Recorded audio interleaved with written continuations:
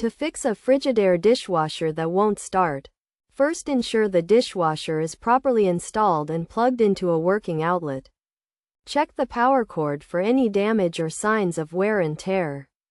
If the cord is damaged, replace it with a new one. Next, check the circuit breaker or fuse box to ensure the breaker has not tripped or a fuse has not blown. If the breaker has tripped, reset it. If a fuse has blown, replace it with a new one of the same amperage. Check the child lock feature on the dishwasher. If it is enabled, disable it to allow the dishwasher to start. The child lock feature can be found in the dishwasher's settings menu or on the control panel. Also, check the door latch to ensure it is properly aligned and closed. If the door is not closed properly, the dishwasher will not start. Make sure the door is closed and the latch is engaged. If the dishwasher still does not start, check the control panel for any error codes or lights.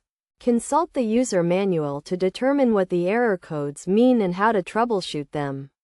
In some cases, the issue may be with the dishwasher's electrical components, such as the thermal fuse or the control board.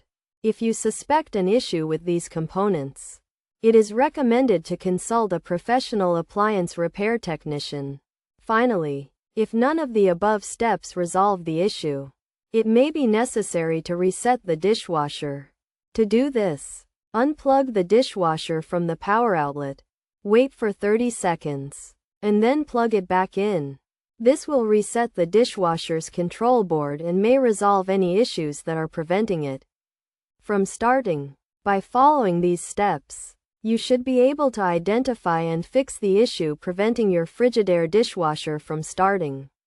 Remember to always follow safety precautions when working with electrical appliances and to consult a professional if you are unsure about any aspect of the repair.